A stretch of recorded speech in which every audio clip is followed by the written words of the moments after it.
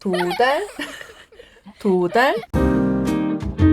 협박 편지를 보냈어. 근데 협박 편지를 내가 받지를 못했어. 그러면 공포심이 안 생겼으니까 협박 미수나 뭐 이런 게 될 텐데, SNS는 그와 비슷하게 이제 차단을 하면 자기는 받지 못하지만 차단이라는 게 일시적인 거지 언제든지 보려고 하면 볼 수 있지 않을까요? 그런 부분 때문에 도달이나 도달 인식 가능성 이런 거에 대해서 넓게 인정하는 것이 요즘 최근 판례의 경향인 것 같기도 합니다. 트위터에서 서로 논쟁하던 중에 가해자가 게시글을 게시하면서 피해자의 계정에 멘션을 한 경우는, 피해자가 가해자의 계정을 차단한 상황이라면 피해자에게 게시글 알림이 전달되지 않아서 피해자가 몰랐을 것 같거든요. 맞아요. 만약에 피해자가 그렇게 모르는 상태로 끝났다고 하면 사건이 되지 않았겠죠. 근데 이게 판례가 나왔다고 하면 피해자가 이걸 알았다는 건데, 피해자는 알림이 가지 않아서 처음에는 몰랐다가 자기가 먼저 가해자 계정을 찾아서 검색해서 확인하다가 이 사건을 알게 되고 고소가 이르러서 사건이 되었습니다. 전달이 되지 않은 것이기 때문에 도달이라고 보기에는 좀 어려운 점이 있는데, 피해자가 자발적으로 찾아서 자신에 대한 글을 알게 된 거라고 한다면 자기가 찾아보기 전에 도달이라고 할 수 있냐는 거죠.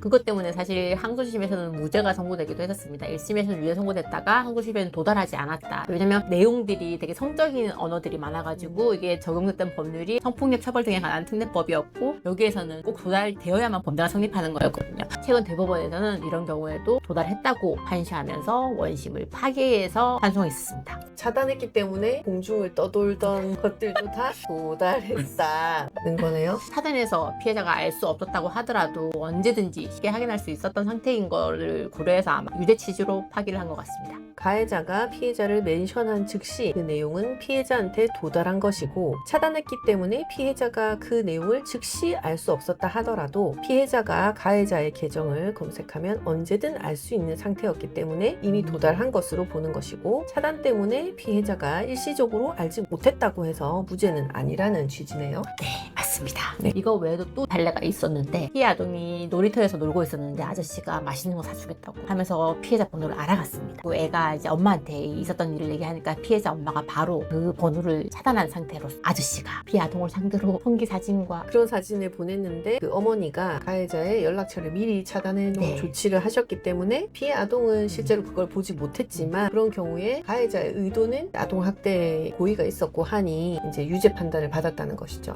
근데 처음에 이것도 항소심에서는 또 무죄로 선고되기도 했었습니다. 왜냐면 이게 아동학대가 아동이 학대를 당해야 되는 건데 성희롱 말을 들어야 되는데 아동이 듣지 못한 거지 않습니까? 그러면 내가 지금 알지도 못하는 상황인데, 그렇다면 얘의 입장에서 학대를 당했다고 보기 어려우니까 무죄가 선고되기도 했었거든요. 근데 대법원에서는 이런 경우에도 성적 학대에 해당한다라고 하면서 또 파기했습니다. 그 피해자가 내용을 못 보았다면 신고한 사람은 피해 아동의 부모님이었을 거고, 부모님이 내용을 알았다면 피해자도 차단이 안 됐을 경우에 그 내용을 볼 수 있었다는 그 가능성만으로 도달했다고 보는 건가요? 제 생각으로는 입법 취지 등이 아마 고려되지 않았나라는 생각이 듭니다. 왜냐면 성희롱 같은 경우에는 미수범 처벌 규정이 없습니다. 보통 같은 경우에 내가 이 사람에게 성희롱을 하겠다고 말을 했는데 이 사람이 듣지 못하거나 몰랐을 경우에는 미수로 처벌하기 딱 좋지 않습니까? 근데 이게 미수 규정이 없다 보니까 아동학대에 대해서 그 목적이나 입법 취지를 좀 넓게 해석하지 않았나라는 생각이 좀 들기는 합니다. 아동의 그걸 보호하기 위해서는 판례가 그런 거를 처벌을 해줘야지 이제 시도조차 하지 않을 거라는 취지인 것 같은데, 아저씨가 처음에 아동한테 접근한 것도 너무 그렇고, 그렇다고 이 아저씨가 아무 죄가 없다고 또 하기도 애매하고 이런저런 고민들이 많아지 않을까라는 생각이 들긴 합니다. 요즘 좀 판례 추세 자체가 좀 이런 느낌이라는 게 드는 게, 예전에 스토킹 판례에서도 차단한 경우에도 부재조정 전환 목록이 남아있으면 다시 들어가서 확인할 수 있는 것처럼 그런 취지랑 좀 유사하게 본다고 하면 또 수긍할 수 있는 부분도 없지 않아 있는 것 같습니다. 왜냐면 또 그 메시지를 열었을 때 차단된 메시지에 또 따로 보관되어 있었으니까 아동이 거기까지 들어가서 실제로 보려고 하면 또 볼 수 있는 여지도 있었으니까 그렇지 않을까 싶습니다. 맞습니다. 사실은 차단할 가능성이 높지 않지 않습니까? 평범한 경우에는 일반적으로 이제 상대방이 차단했을 거라고 생각하고 가해를 하는 사람은 없지 않습니까? 볼 거라고 생각하고 하는데, 차단이라는 우연한 사정 때문에 무죄를 받는다거나 처벌을 받지 않는다거나 그런 경우는 좀 부당하다, 약간 그런 생각인 것 같기도 하네요.